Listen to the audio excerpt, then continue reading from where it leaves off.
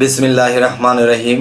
হে সমস্ত জগতবাসী, আজ আমি শামীম আলী চিশতি আপনাদের সামনে যে আলোচনাটি নিয়ে হাজির হলাম, সেই আলোচনাটি হলো যে মানুষ অনেক সাধনা করে, অনেক ধ্যান করে, আর আল্লাহকে নিয়ে অনেক জ্ঞান করে, কিন্তু কোনো কিছুতেই সাকসেস পাওয়া যাচ্ছে না। কোনো কিছুতেই মনের তৃপ্তি মিটছে না, মনের মধ্যে যে একটা চাওয়া আছে সেটাও পাওয়া যাচ্ছে না। তো এর কারণ কি? তাই একটি কথা বলা হয় যে যে তোমরা, একটা কথা আছে, মন যদি কারো হইতো সুজন, থাকতো আপন ঘরে, জ্ঞানের বাতি জ্বলে উঠত ঘোর অন্ধকারে। তাহলে জ্ঞানের বাতি যে ঘোর অন্ধকারে জ্বলে উঠত, তাহলে সেই জ্ঞানের বাতি আপনার আমার মধ্যে আছে, কিন্তু সেই বাতির সলতা ঠিক নেই, সেই বাতির তেল ঠিক নেই, ভাণ্ড ঠিক নেই, বারুদ নেই, যার ফলে মানুষ দুনিয়াবি আকৃষ্ট হয়ে থাকে। তাই বলবো কি, হে জগতের মানুষ, হে বিশ্ববাসী, হে সমস্ত ধর্মবাসী, আমি কোনো ধর্মকে বাদ রাখি না। কেননা ধর্ম দিয়ে হয় অত্যাচার, আর মানুষ দিয়ে হবে সুবিচার। আর ধর্ম দিয়ে অবিচার কেন হবে? কারণ সে বলতেছে যে আমার ধর্ম সঠিক, সে বলতেছে আমারটা সঠিক, সে বলতেছে আমারটা সঠিক, তাহলে সবারটাই সঠিক আর বাদ বাকি তো বেসঠিক নয়। আমি সত্য না হইলে তো গুরু সত্য কোন কালে? আমি ঠিক না হলে আমার ধর্ম ঠিক নেই। আচ্ছা, সেটা কেনা আজকে যে কথা হলো, মানুষ এত এত এত সাধনা করে, দিনকে দিন রাতকে রাত করে, কিন্তু সে অনুসারে সেই ফসল পায় না। না পাওয়ার কারণ কি জানেন? যতই নিরামিষ খাই আর যতই আল্লাহ রাসূলের সাধন তত্ত্ব, আত্মতত্ত্ব, দেহতত্ত্ব, বিভিন্ন তত্ত্ব, যত তত্ত্বে আলোচনা করি, কিন্তু মন ঠিক করতে হবে। যাদের মন ঠিক হয় না তাদেরই উপবাস সাধনা করতে হবে, যাকে চিক সাধনা বলা হয়। দিনের পর দিন না খেয়ে থাকতে হবে। যখন জীব দেহটা জীর্ণ শীর্ণ হয়ে যাবে, তখনই তার মধ্যে থেকে পরম জাগ্রত হবে।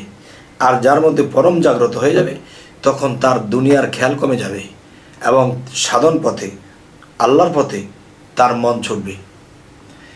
যাই হোক, আজকের যে আলোচনাটি করতে চাচ্ছি, যতক্ষণ পর্যন্ত নিজের অন্তর, নিজের মন ঠিক না হবে, এতে সাধনে তাকে পাবে না।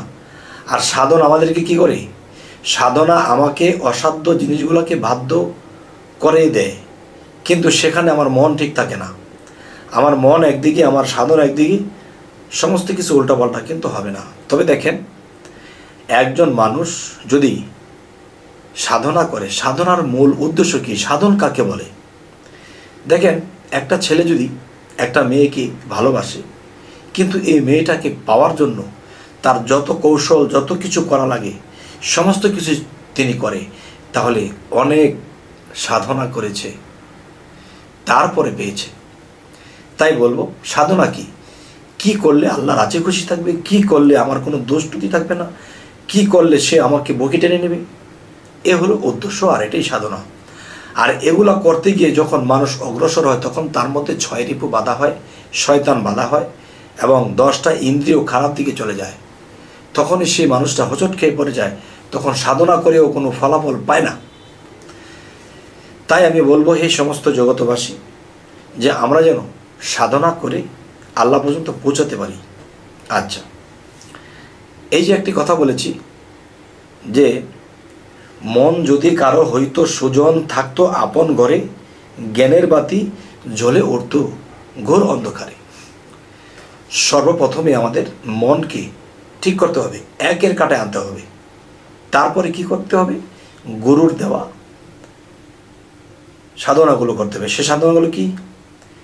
রেচক, পূরক, কুম্ভক, ধ্যান, চিক সাধনা, চন্দ্র সাধনা, সূর্য সাধনা। আচ্ছা, বিশেষ করে ধ্যানটা প্রতিদিন রাখতে হবে এবং 24 ঘন্টা তার কালবের মধ্যে জিকির চলতেই থাকবে। সে যখন ঘুমিয়ে থাকবে, তখন তার কালবের মধ্যে জিকির চলতেই থাকবে, তখন শয়তান তাকে ধোঁকা দিতে আসতে পারবে না। দেখব তার সর্ব অঙ্গে আল্লাহ নামের জিকির হচ্ছে, তখন শয়তান তার থেকে দূরে থাকবে। আচ্ছা, আল্লাহ নামের জিকির করলে শয়তান দূরে থাকবে কেন? কারণ কি? কারণ হলো ছোট একটা বাচ্চা তার মাকে ডাকে মা, মা বলে কি বাবা, আবার বলে মা কি বাবা বলো, কিন্তু সে এমনিতেই ডাকে, কিন্তু মা কিন্তু বারবার সুমুখ নেয়। তো একটা মায়ের চেয়ে হাজারো লক্ষ কোটি গুণে বান্দার প্রতি আল্লাহর মায়া বেশি। যখন বলে আল্লাহ, তখন আল্লাহ বলে কি বান্দা, যখন বলে আল্লাহ কি বান্দা বলো। তাহলে বোঝা গেল কি, আমি যখন ফাস করলি আস করুক মাস করলি ওরা তাক পড়ুন, আমি যখন তাকে স্মরণের মধ্যে রাখি তখন তিনিও আমার দিকে দৃষ্টি দিয়েই থাকে, আমাকে দেখেই রাখে। আর আল্লাহ যাকে দেখে রাখে, এখানে শয়তান কি চান্স পাবে? আপনারাই বলুন। তাই একটি কথা বলা হয়ে থাকে যে একটা মানুষ সাধনা যতই করুক, যদি তার মন ঠিক না থাকে তাহলে কোনো কাজ হবে না। তাহলে এবার আসি, মনকে ঠিক রাখতে এবং 10 ইন্দ্রিয়কে ঠিক রাখতে আমাদের যে কাজগুলো করতে হবে, নিরামিষ খাদ্যের পাশাপাশি রেচক, পরক, কুম্ভক, চিক সাধনা, চন্দ্র সাধনা, সূর্য সাধনা এগুলো করতে হবে। এবং চিক সাধনা কীভাবে করে এবং চন্দ্র সাধনা কীভাবে করে, কুম্ভক কী করে করে এবং রেচক সাধনা কীভাবে করে, দেখেন আমি আপনাদেরকে দেখিয়ে দিতে পারবো, কিন্তু আমার দেখানো জিনিসটা যদি আপনি করেন তখন কিন্তু আপনি মারাও যেতে পারেন। কেন? কারণ দেখেন, আপনি যখন এই সাধনাটি করবেন তখন আপনার প্রতি আপনার মুর্শিদের ধ্যান লাগবে। যে মুর্শিদ যখন কাউকে এই দমের সাধনা, রেচক, পুরক, কুম্ভক সাধনাগুলো দেয়, তখন এই সাধনাগুলো হলো কি বাতাসের সাধনা, দম সাধনা। এই দম খেলাইতে যাইয়া যদি দমটা তার আটকা পড়ে, সে মারা যাবে।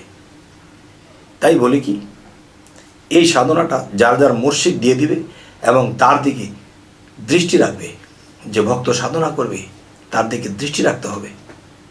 এখন বলা হবে, এখন কি সেই গুরু আছে যে এত দূর থেকে আমাকে দেখে রাখবে, দৃষ্টি দিয়ে রাখবে? সেই গুরু কি আজকাল আছে?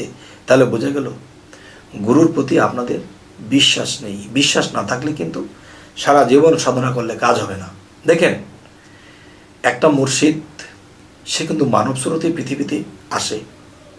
সেই মুর্শিদ যখন একজন মাটির দেহ পীরের সাথে মিশে যায়, দুই মিলে একাকার হয়ে যায়, তাহলে তাওহীদেরই মুর্শিদ আমার মোহাম্মদের নাম। আর সেই মুর্শিদ কিন্তু সহজ নয় কেউ, সেই মুর্শিদ খোদার সাথে একাকার। আচ্ছা, তো এখন কথা হলো, যেই সাধনাগুলো যার যার মুর্শিদ দেখিয়ে দিতে হবে। আর যদি বলা হয় গুরু এত দূর থেকে আমার দিকে দৃষ্টি রাখবে, আচ্ছা দেখবেন, আমি একটা কথা বলে থাকি যে একটা কাসিম যখন ডিম পারে, অনেকগুলো ডিম বালুর তলে রেখে বালু দিয়ে ঢেকে সেই ডিম কোটাকে বলে যায়, হে বাচ্চারা শোন, আমি নদীর সেই পারে চলে গেলাম, আর জ্যাঠ মাস মানে তোর জ্যাঠায় আসলে চলে যাবি আমার কাছে। জ্যাঠায় মানে কি? জ্যৈষ্ঠী মাসে কাসিমের ডিম ফোটে, তার মানে তোর জ্যাঠায় আসলে সেই পারে যাবি। আর সেই পারে গিয়ে এই কাসিম সেই ডিমের দিকে একটা শীষ মেরে তাকিয়ে থাকে, তো এই শীষে সেই কাসিমের ডিম ফোটে। তাহলে 18,000 মাখলুকাতের মধ্যে একটা নিকৃষ্ট প্রাণী একটা কাসিম, এটার শীষে যখন এত দূর থেকে বাচ্চা ফোটে, তাহলে আপনার মধ্যে যে আত্মা দেহ নিয়ে আপনি আছেন, আপনি যখন ধ্যান সাধনাগুলো করবেন তখন কিন্তু আপনার মুর্শিদ রূপে যিনি আল্লাহ, যিনি রাসূল, তিনি আপনার দিকে দৃষ্টি রাখবেন। পীর সাহেব দেহ নিয়ে ঘুমিয়ে আছে, কখনো সে জাগ্রত, কখনো সে আপনার দিকে খেয়াল রাখবে, কখনো সে ঘুমিয়ে যাবে, কারণ মাটির দেহ। আর যিনি আল্লাহ কি বলেছে, আমাকে নিদ্রা স্পর্শ করতে পারে না, আমাকে কোনো টেনশন স্পর্শ করতে পারে না, আমাকে কোনো অশান্তি স্পর্শ করতে পারে না। তাহলে তিনি একলাই লক্ষ কোটি, তিনি অগণিত। তখন আপনি পীরকে বলে আসছেন, পীর আপনাকে হুকুম দিয়েছে, আর এই ডিউটি কি করবে? আল্লাহ করবে। আপনাকে সেই সাধনা যখন আপনি করবেন তখন আপনার দিকে দৃষ্টি রাখবে। তাই বলি, হে সমস্ত জগতবাসী, যে আমি রেচক, পুরক, কুম্ভক এই সাধনাগুলো করার জন্য নিয়ম কানুন যদি আপনাদেরকে বলে দিই, এভাবে করতে গিয়ে মারা যাবেন, পরে বিপদে পড়বেন, আমিও বিপদে পড়ব যে এমুকের কথা শুনে এটা করেছে। না, এই জিনিসগুলো যার যার মুর্শিদ সুন্দর করে বুঝিয়ে দেবে যে বাবা তুমি এভাবে করো, এই টাইমে করো, তাহলে তুমি সাকসেস হতে পারবে। যাই হোক, এই সমস্ত জগতবাসী, আজকের এই আলোচনাটি কেন করলাম, যে মানুষ অনেক সাধনা করার পরেও কোনো ফল পায় না। কেন ফল পায় না? একদিকে গুরুর হুকুম নেয়নি, আরেকদিকে কি নিয়মগুলো ভালো করে জেনে নেয়নি, আরেকদিকে কি সাধনা করলে মানুষ নিরামিষ খেতে হয়, মাছ মাংস খেয়ে শরীর উত্তাপ বাড়িয়ে তখন সাধনা হয় না। তবে আজকে যে আলোচনাগুলো করা হলো আপনাদের সামনে, আপনাদের কেমন লাগলো অবশ্যই জানাবেন, এবং কী ধরনের আলোচনা সামনে চাইতেছেন তাও জানাবেন। তো সকলে ভালো থাকবেন। আল্লাহ হাফিজ।